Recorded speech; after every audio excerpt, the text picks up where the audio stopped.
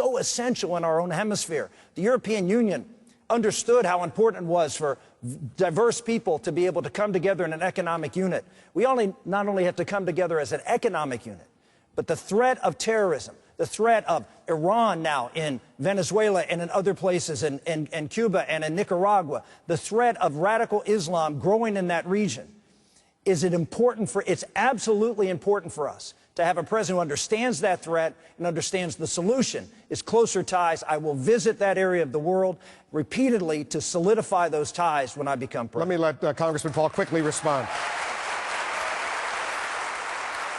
The senator mentioned standing up for some of these nations, but he doesn't define it. But standing up for nations like this usually means that we impose ourselves, go and pick the dictators, undermine certain governments, also sending them a lot of money. It doesn't work. Most of the time this backfires. They resent us. We can achieve what he wants in a much different way than us using the bully attitude that you will do it our way. This is not a benefit to us.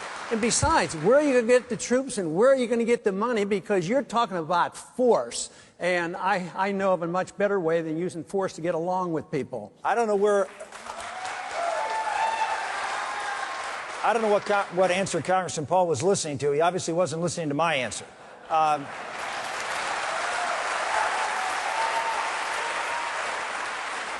What I talked about is building strong economic relationships, strong national security relationships. No one's talking about force. No one's talking about going into Cuba or going into Venezuela. It's talking about the other countries in the region which are being influenced greatly by those countries that are tending and moving toward those militant socialists instead of the United States. Why? Because we've ignored them. You had a president of the United States that held a Colombian free trade agreement. Colombia, who's out there in the front lines working with us against the narco-terrorists, standing up to Chavez in South America. And what did we do? For domestic political purposes, the president of the United States sided with organized labor and the environmental groups and held Colombia hanging out to dry for 3 years. We cannot do that to our friends in South America.